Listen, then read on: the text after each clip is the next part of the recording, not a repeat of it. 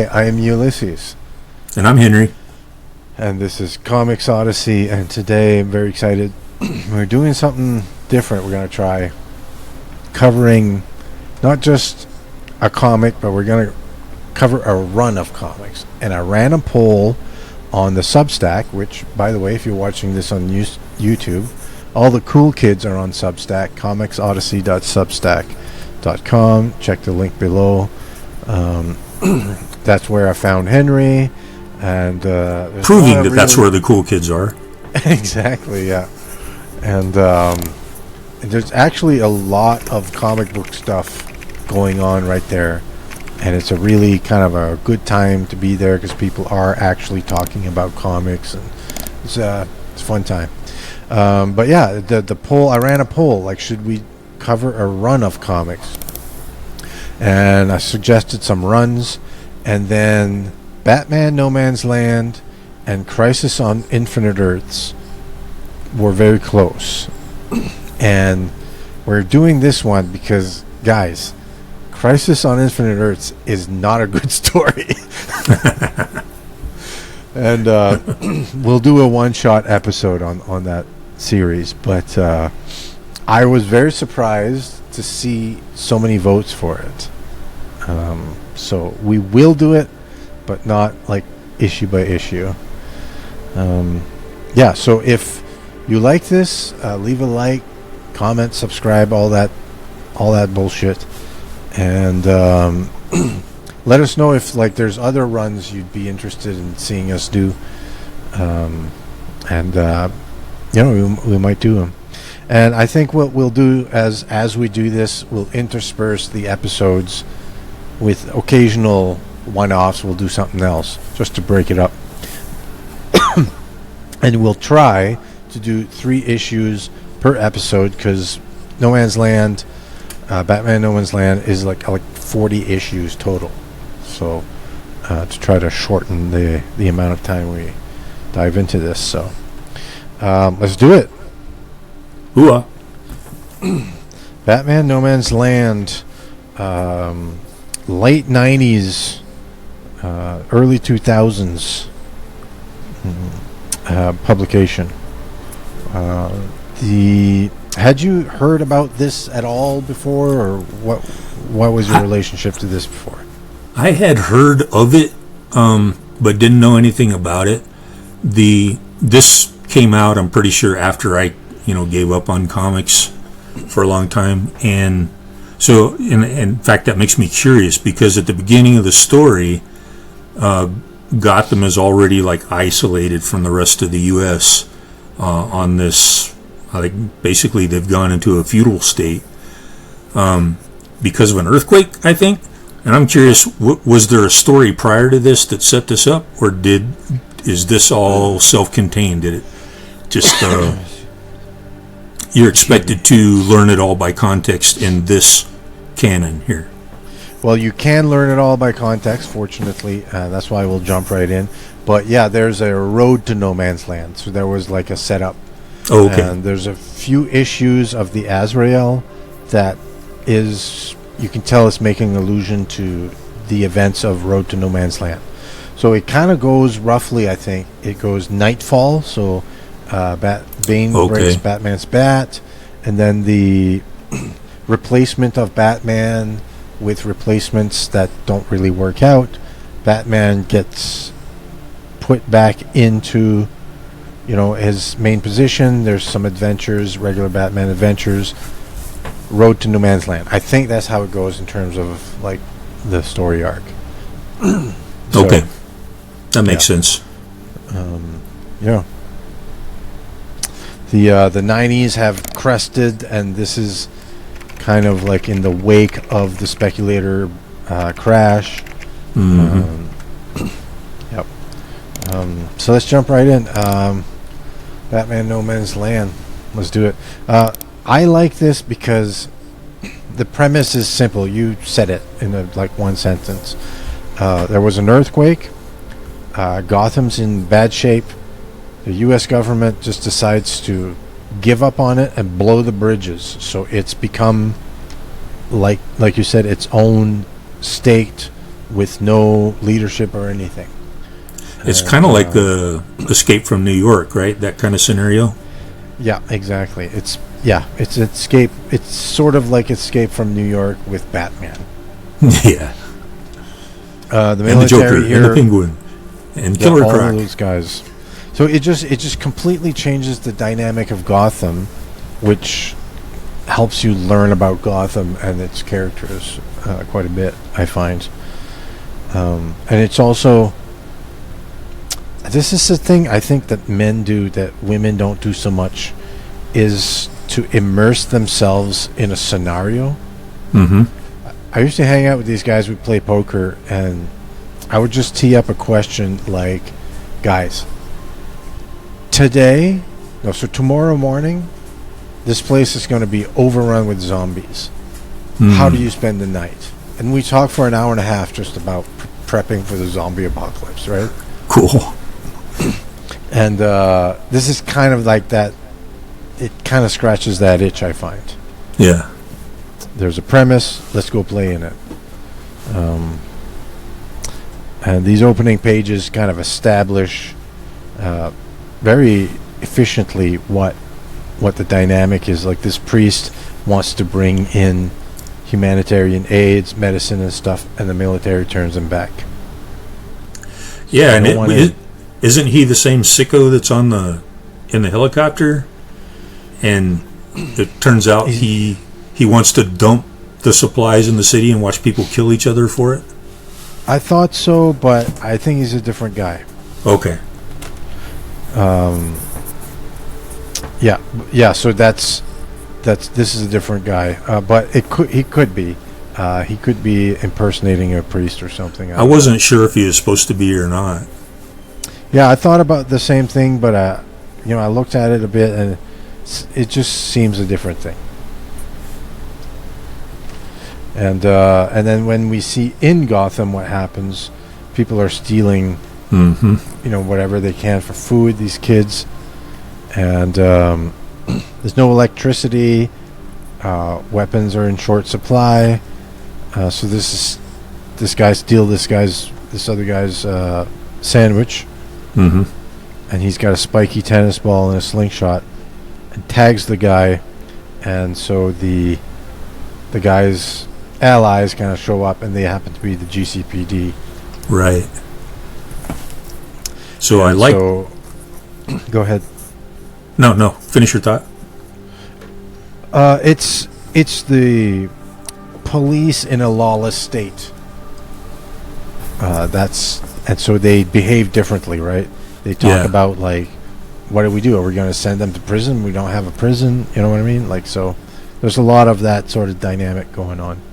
And Gordon even says at one point, he says, we're not a police force anymore. We're an army. Yeah. Writer Bob Gale, by the way, and artist Alex Maleev, of Daredevil fame. To me, this looks like earlier Maleev, but I might be wrong. Yeah, he's obviously talented, but you can tell in some panels that he phones it in or is trying to rush to get through it right away. And then his choice of splash pages, I'm not sure why he chose some of them he did to be splash pages, because it wasn't anything, really spectacular. This is the first villain we see in the story, Scarface. Yeah. The ventriloquist. I remember when he first came along. That's how old I am. Yeah. One of the creepiest Batman villains. Yeah, where he's like, the ventriloquist has such a split personality, or I don't know, mental problems, so that he makes it appear that it's the dummy who's in charge and he's the puppet. Yeah. And the actual guy, Westner, I think his name is. I forget his name. He will say, like, no, we shouldn't do this. It's wrong. Right. beat himself up with the puppet and kill a guy. You know, it's just so messed up. That Even one these panel two where goons, these two goons go, I can't believe he threw in with a total nutcase, and the other guy goes like, well, he's got the bullets, so. yeah, and he just proved it because I think in that, let's see, third panel, there's no onomatopoeia. No, the next one to the right. No, that one. The puppet actually shoots somebody. Yeah. With what you think is a toy Tommy gun, but apparently no, it's real. Oh, it's a real gun, yeah. Yeah. But no onomatopoeia to go rat-a-tat-a-tat. Yeah, they are sparing on that. And it discusses here kind of like how the economy's changed, right? Yeah. There's a series of panels with different objects, like trading. He wants to trade in an apple, right? It's like, yeah, and the apple's more valuable than, that apple can get you a lot of stuff. Yeah, exactly. Yeah. Because it's fresh produce. But, cell phone. Who am I going to call? A Walkman. What am I going to listen to? A Rolex. Right. Why should I care what time it is? Exactly. A flashlight with batteries? Now that's a good deal, right? Yeah. Well, I like what you said about immersion, because that's I got the impression as I was reading it that the writer really spent some time thinking about how it would break down, because a lot of it rings true, and it's very interesting how the Gotham City Police Department evolved for the circumstances. Yep, for sure. And the Penguin evolved, and I think this is kind of like the first time we get to see the Penguin. I think this change to the Penguin as I'm not a criminal. I simply provide goods and services to the highest bidder, Yeah.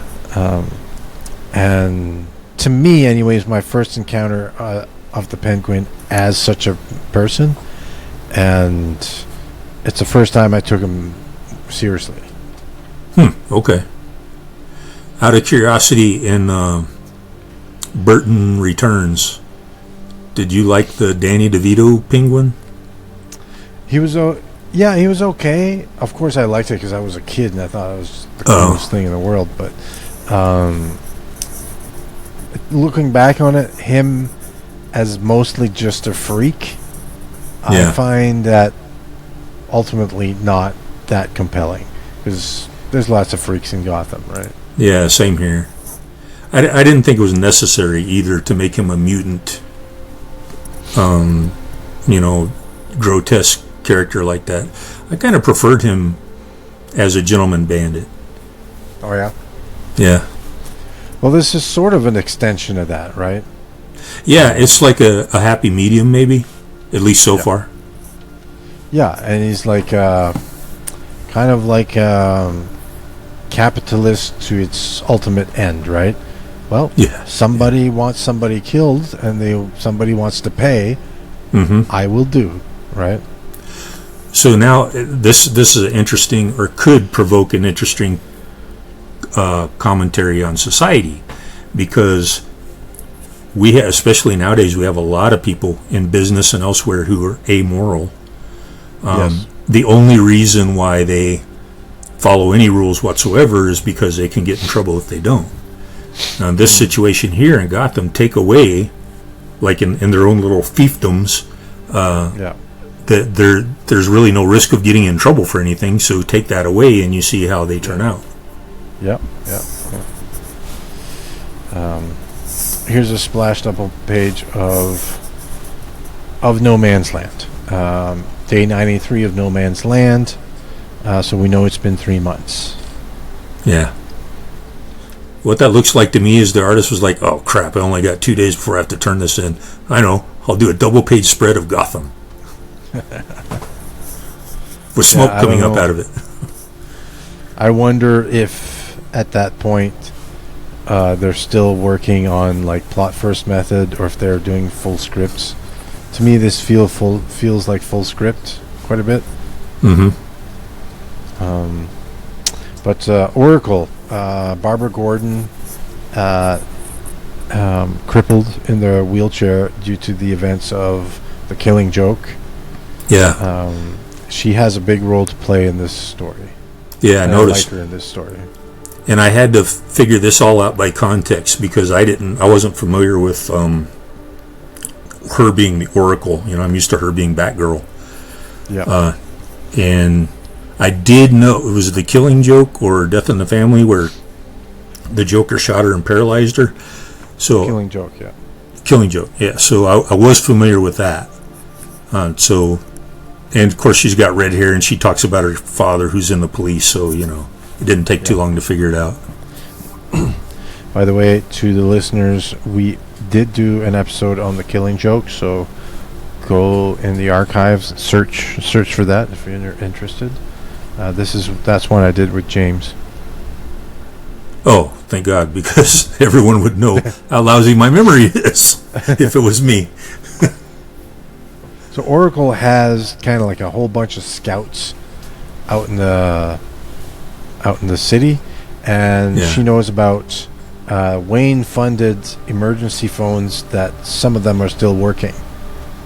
So this is how they communicate. They have a bit of a communications network.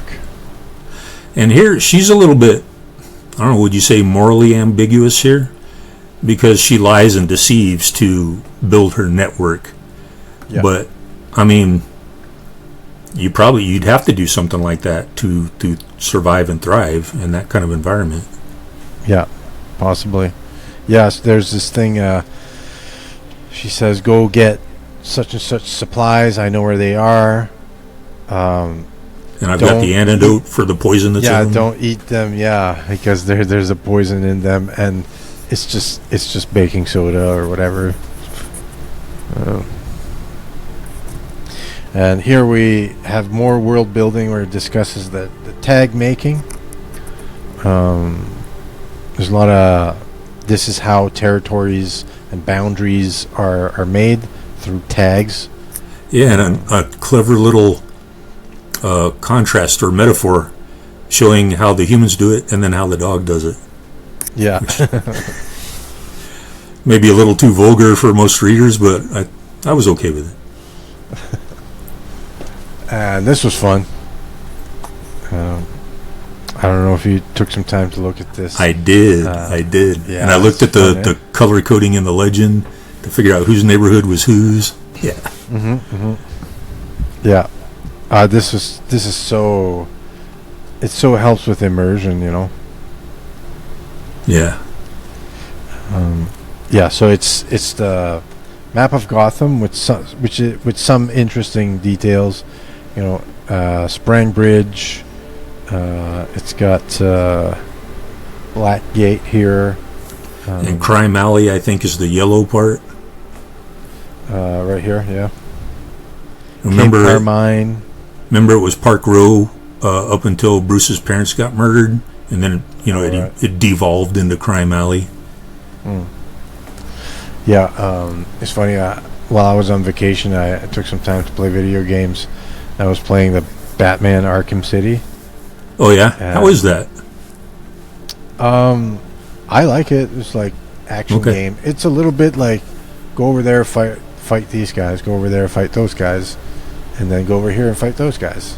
Okay. And go over here and fight those guys. Like it's Gotcha. a little bit of that, but just the movement through the city is fun with the grappling hook, and it's diverting, right?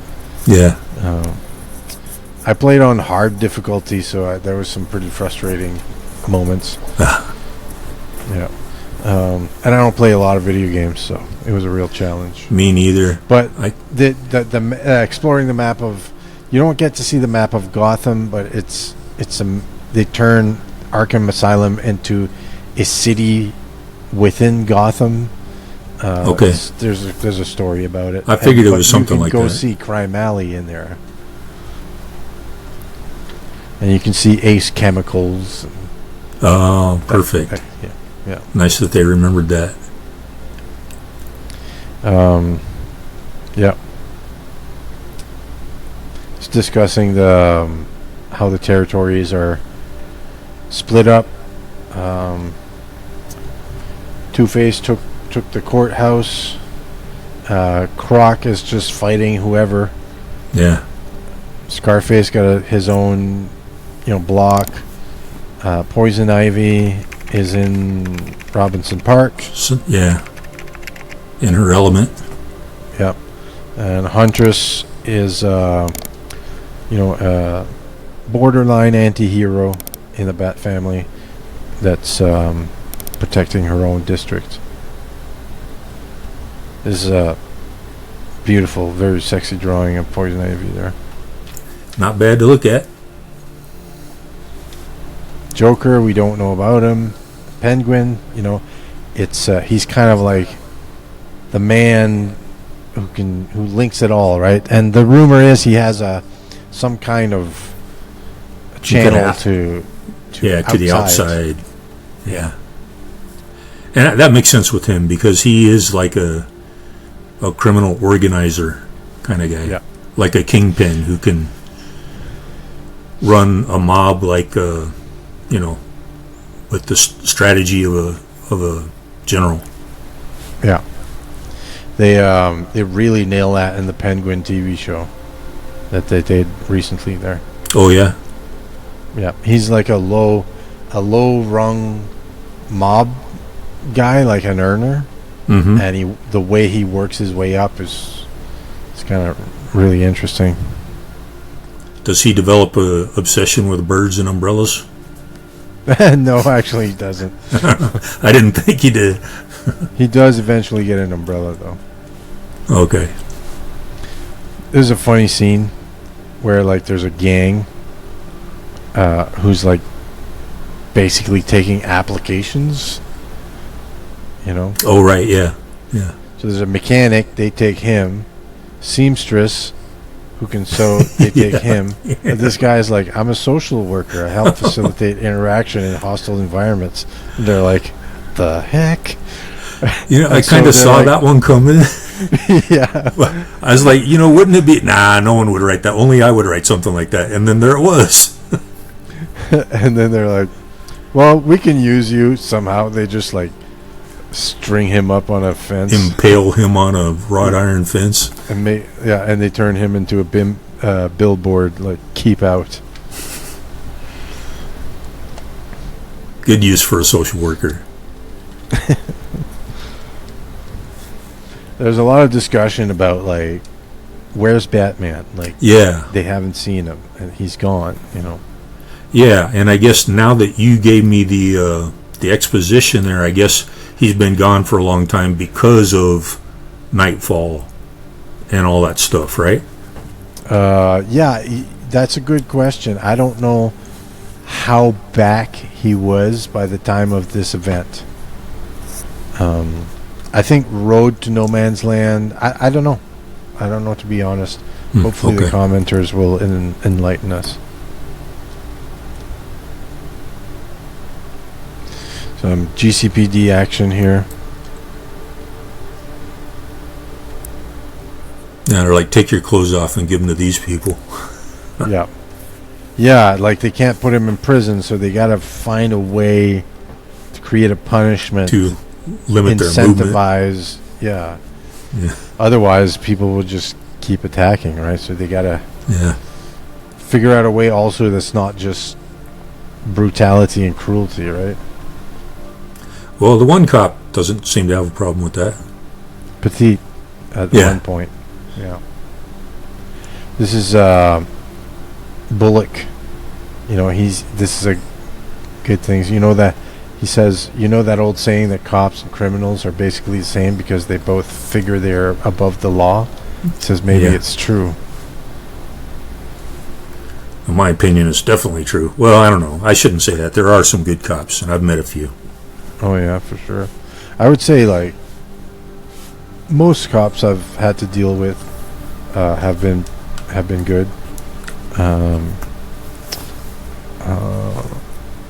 Yeah, I actually worked at a police station for a while.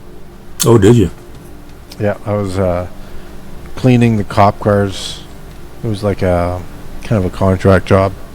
Okay. And it was really weird. They gave me the keys to everything, and they just trusted me. Wow. The key to the evidence shed, kind of. There's like a Oh, whole no bunch of way. stolen bikes. Yeah, all these stolen bicycles.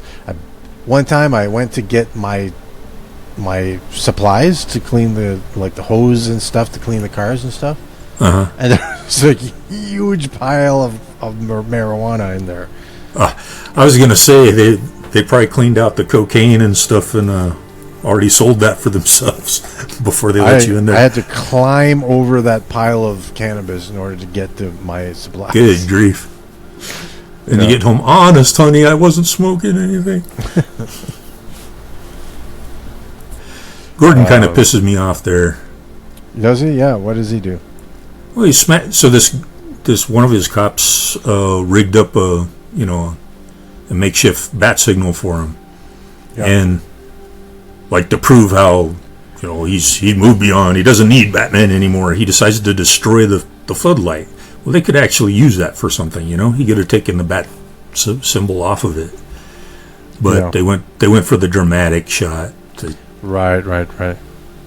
They do discuss why he feels like this about Batman, that he tried to get a job outside of Gotham, but everyone turned him down because they wouldn't take him seriously because they don't want a cop who can't do his own job that needs Batman to help him.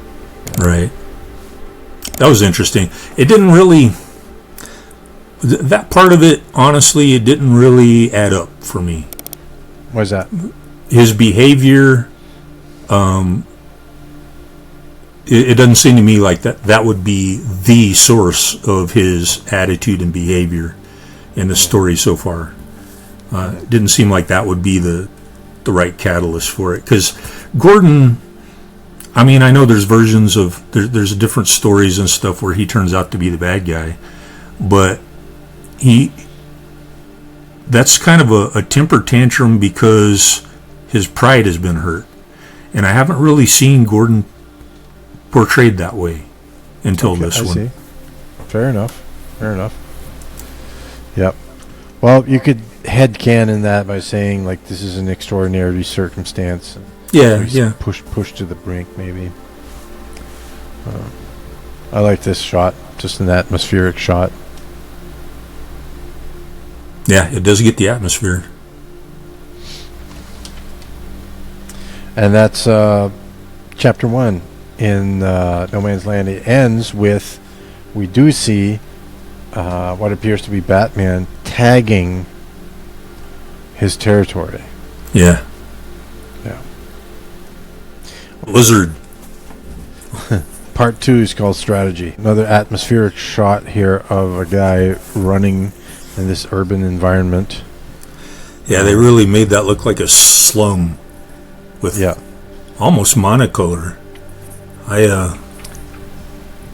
When I was coloring, I was trying to make the buildings in a couple panels look like a slum, and I didn't do a very good job at it.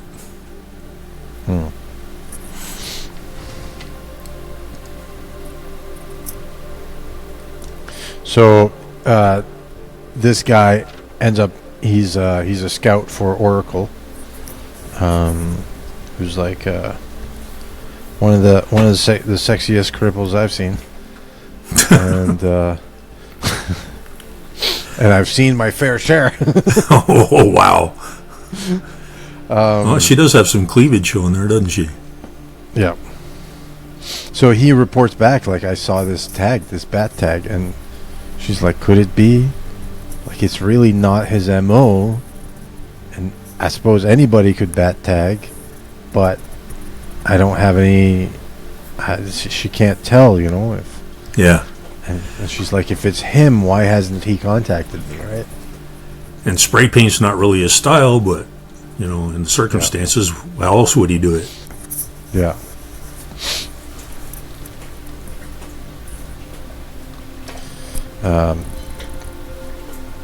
Here, GCPD is discussing how to expand their territory and defend it in order to gradually bring back law and order to Gotham. Mm-hmm. And there's a disagreement in tactics here. What did you make of this? I thought it was an interesting scene that they bothered to go into this detail, and it's a challenging problem they have to solve here, right? Because as you mentioned, they don't have a prison. The system, there's no system in support of them anymore. So they have to go back to, like I said, feudal, almost Middle Ages kind of politics to get stuff done. And Petite, I found myself agreeing with Petite most of the time. That's how it's supposed to be. Yeah, that's good writing to me. Like, if he eventually is shown to be wrong, right, and to be morally, I guess perhaps somewhat unhinged, but you just knew that was going to happen sooner or later. Yeah. They set it up like it's. But I love this whole thing. One guy is like, "Hey, we need to shore up defenses." Right. And there's some disagreement. We don't have the manpower to expand right now. Yeah, but Gordon is like, we can't just, if we just sit here, they'll shore up their defenses, right? Mm-hmm. And then Petite favors the aggressive approach, which is to go out there and take territory and make it theirs. Yeah. When Gordon is handling stuff kind of like Attila might have, or Genghis Khan, or let's get our enemies to fight each other and weaken themselves, and then we'll move in and take over. That's his plan. More about history than I do. Would you say this would be a picture of the American Wild West? This is kind of like this sort of legal scenario. Yeah, kind of. This law, like, how do you do law in the Wild West? Right, when you're in a territory and you don't have an official law enforcement organization, how do you handle law? Yeah. Of course, this scenario is different in that, well, at least from the classic Western, because the only lawful people in this story, there's only a handful of Gordon, the Batman, and and they're kind of lawful. Whereas, in the typical scenario in the West, you had settlers, family people who wanted to start farms and ranches and stuff, right. And they didn't want to hurt anyone else. They didn't want to steal from anyone else. So they needed protection, and there wasn't much protection to be found. Yeah, it's true that in this scenario, most of the people who are left behind, they wanted to be there. Yeah. There's some people, the disenfranchised, had to be there, but it's mostly criminals and then the police. Right. Yeah.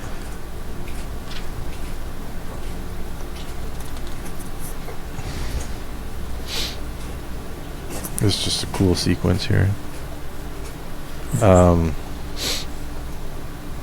It's kind of like a mugging, because these two kids found coats and they realize that makes them targets because winter's coming, and they can tell they're going to be targets because these criminals, and they're about to get it, but this guy gets hit by a brick, and this is where the brick came from, right? Yeah. So, turns out Batman has breasts in No Man's Land. So, and she plays it like that she is the true Batman, and she has been all along. Yeah, because they kind of say, like, what? Batman's a chick? And she's like, what makes you think he wasn't always a chick? Yeah. If you got beat up by a criminal, would you say you got beat up by a chick or a big monstrous bat? Yeah. So they're like, fair enough. And so she kind of like builds on the mythos of the Batman, right? The legend of the Batman. I can't figure out how her mask works. So the mask is it's the regular like bat cowl. Uh-huh. Like Batgirl. This is Batgirl's costume. Oh, it is. With the mouth covered over and sewn on. Okay. So there's just added that to it. I was wondering how she saw and breathed through it. Yeah. Well, yeah. There's the reader is kindly requested to make use of suspension of disbelief. We do have the Joker making an appearance here. Yeah, suggesting that he's going to get bigger and bigger in the plot as it goes along, maybe. He is wearing his Killing Joke costume here. And that boy dies of the laughing death. Mm-hmm. Nice moody atmospherics here. Yeah. It's suggested that perhaps Batman or some guy is costumed and trying to gather information from other people. Yeah. But his face is obscured, so we still do not know who it is, definitely. Some comments about book burnings here. Mm-hmm. So here's your comment, like you were saying, this is Gordon's plan to start a gang war by defacing the gang tags. Yeah. Which is an interesting idea to try to play out. That's what I would try. Yeah. And they don't get to see if it works because they get found out. Yeah. So one of the gangs, they're called the Demons. The other gang's the Low Boys. They find them in the act of defacing. So instead of the Low Boys being the targets, the GCPD will be. So the plan kind of goes awry right away. Yeah. This is a pretty breezy chapter 2. That seems kind of realistic to me. Mm-hmm. And then chapter 3, Tactics, last chapter of this episode. These demons are about to, demon gang guys are about to beat these two cops. But blam, blam, blam, they get shot. And who shot them? Petite. So Petite was the guy in favor of the aggressive tactic in this essentially Gotham gang war. And so he's like, well, how about we try it my way? Right? He doesn't ask permission. He's not afraid to say, I told you so. Yeah. So they prop up the bodies under the tag, and he says, like, that's how you incite a war. And then he starts chicken calling the rival gang, you guys are chicken, come out to play. And when they come out, they find the Low Boys corpses, and that really riles them up against the Low Boys. And finally, they do succeed. So Petite's tactic here is kind of like something I would expect from classic pulp characters like the Shadow, Okay. or the Green Hornet, even. Okay. But Commissioner Gordon's conscience kind of bothers him, Yeah. Says, I envy his simplistic black and white view. And his wife says, maybe it's the right view for this world. There's been a few comments like that so far, which is interesting. Yeah. Like, and that's something I think about a lot as I think about the zombie apocalypse or something. Is how everyone's moral compass would have to be recalibrated in scenarios like this. Yeah. Or walk the path of the martyr. Or that. Yeah. You just do not compromise, and you let him take you. But mostly how people would be forced to go from R-selected to K-selected psychology. What does that mean? In a nutshell, so R-selected people are those who, like, they grew up kind of dependent on a convenient civilization, and so their strategies for getting through life are more like what we see most people today. But the K-selected, they're the kind of people that, like, they would have to forge civilization out of wilderness. So they're more frugal, they're more careful. They prefer monogamy. They prefer, they value their reputation, and they value honor and things like that. I see. Interesting. Never encountered that concept before. Yeah, there's a book written on it that I can recommend for you sometime if you're ever interested. Cool. So Oracle does kind of keep tabs on the gang war. So here, this guy from chapter 2, who was kind of spying on people. Mm-hmm. He's still walking around, and he gets picked up by some thugs.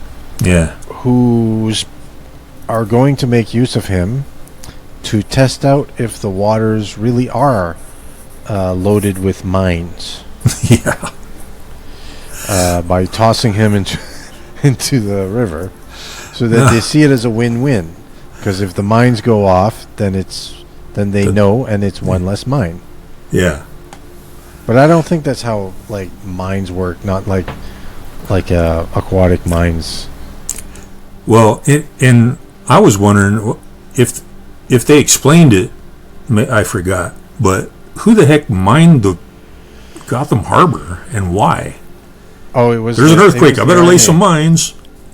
No, it's when they decided to declare Gotham a no man's land. Oh, the government did it. Okay. Yeah, it became nobody in, nobody out, and they blew the bridges and mined the harbor. That's pretty extreme. Yeah. Yeah, you got to buy into it. Maybe Batman shows up to save this guy. Yay! He still exists. A breastless Batman. Yeah. It's the only way I like him.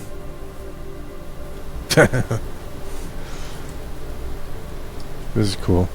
In Arkham City, the game, you can actually do that because some guys use car doors as a shield. Uh-huh. And you can disarm them. Oh, okay. Grab the door and just smash it over their head.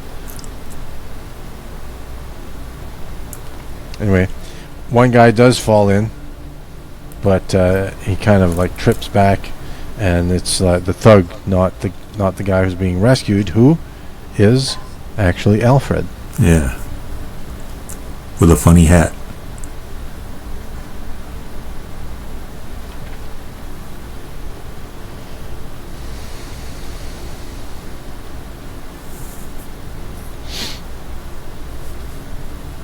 So the gang war persists, and Gordon says, okay, they've thinned each other's ranks enough. We're going to move in and take over. And they do succeed. Love it when a plan comes together. Yep. And then Gordon it was established he's largely motivated in taking this particular territory because he he knows his daughter's in there. Yeah. So he's reunited with his daughter here.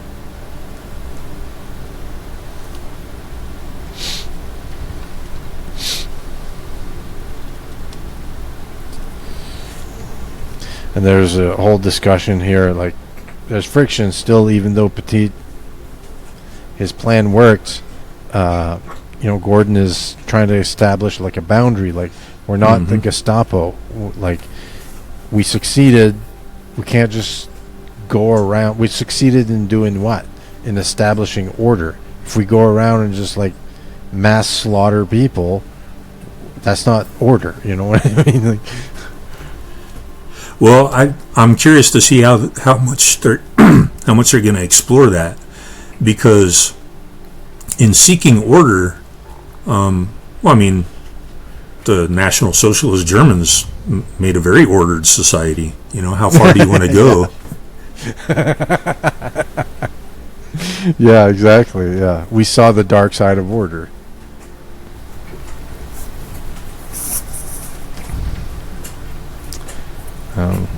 Yeah. So Gordon's plan is to just tell them, if you have an hour to get out of our territory. If any one of you are found here, the penalty is death. And Petit goes ahead and kills a guy and says, just so you know we're serious, here you go. Yeah. And that was I'm surprised that was not more of a snapping point for Gordon, as he ends up yelling at him, threatening a little bit, and that's it. But the reason, Petit calls him out. You want to tell me I'm wrong? Go ahead and look me in the eye and tell me I'm wrong. And this is the sequence after. Yeah, yeah. His whole analogy is you don't like cruelty to animals. You don't like people killing animals, but you like eating steak, right? Yeah. Well, and so he says. So he calls him out, like, you want to tell me I'm wrong? And Gordon says nothing, and he says, enjoy your steak. Yeah. Which was a nice little metaphor. Yeah, it's very well written, this whole intro here. Yeah. It's a great intro. And so another sequence here with the Batman. And so we got the Batman with breasts and the one without breasts having a meeting here.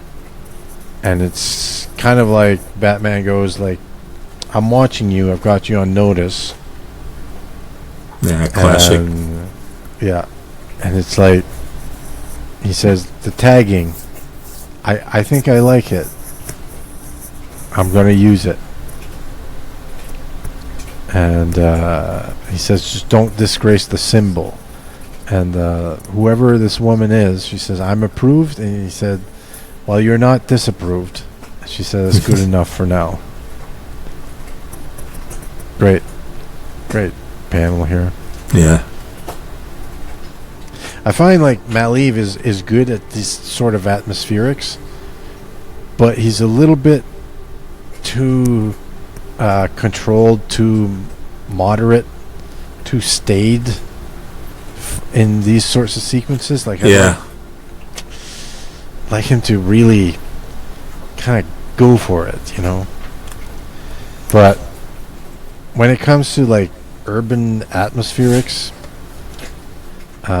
he's got those. He's really good. Yeah. He did a great job on Daredevil too. From panel to panel, it's like I couldn't make up my mind. Is this guy good, or is he sloppy, or is... Yeah. Because you see flashes of brilliance there. Or perhaps it's the other way around. You see flashes of sloppiness or mediocrity. And the rest of us... Well, he's well suited for the grimy urban environment. Yeah. And this was a huge story, right? This was a huge crossover. It's, these chapters start in one book and they go to another book, and it's a big crossover. I'm sure it was complicated on the editorial side. There really hasn't been like, actually, hang on just a second. In this book, Denny O'Neill's DC Comics Guide to Writing Comics, he has a chapter on the Mega series. Mm-hmm. And he says we don't do a lot of those because the market doesn't support them much usually.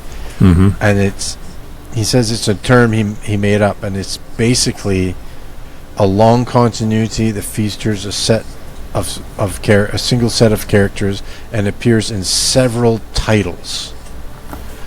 And he says basically there's only been one. And it's Batman No Man's Land. Really? So Crisis wouldn't count, and no, because it doesn't follow that single set of characters across titles. Okay.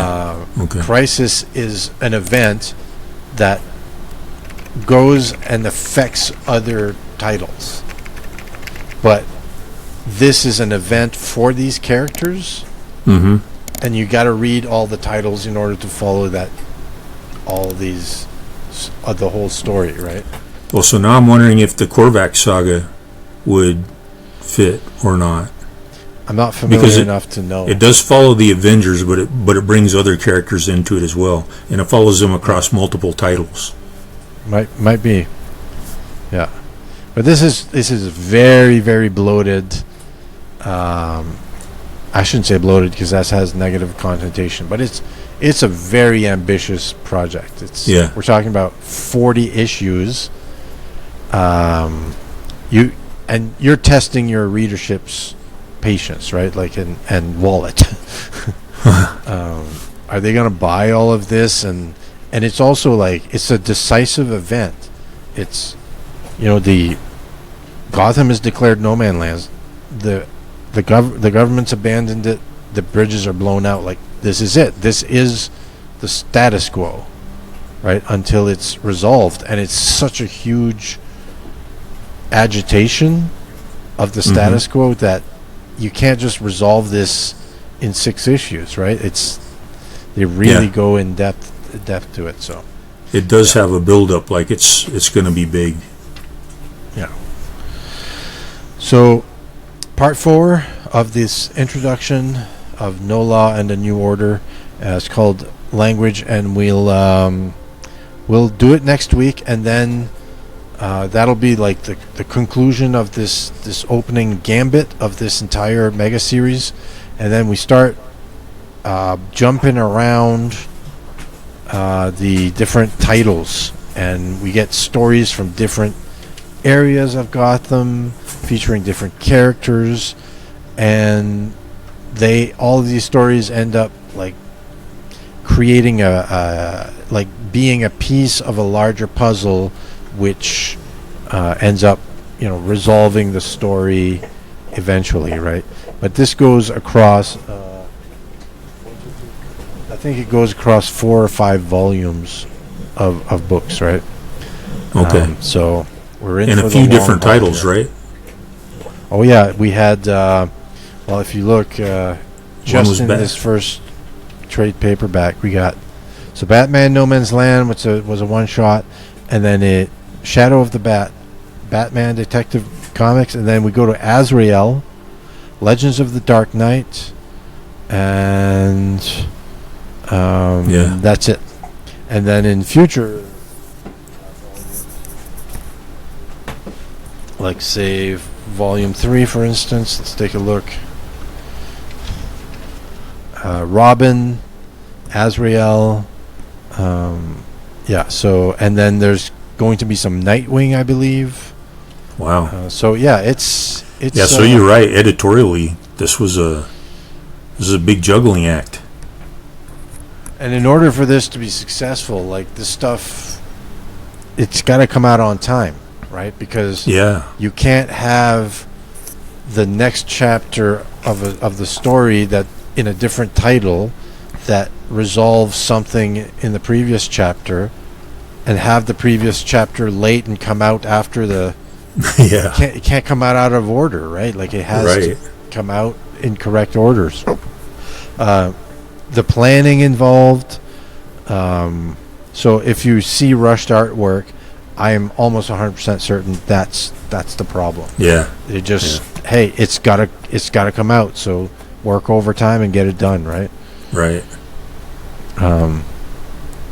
But anyway, we'll be immersing ourselves in that for the next few months. So tag along, and yeah, God bless. See you in the next one.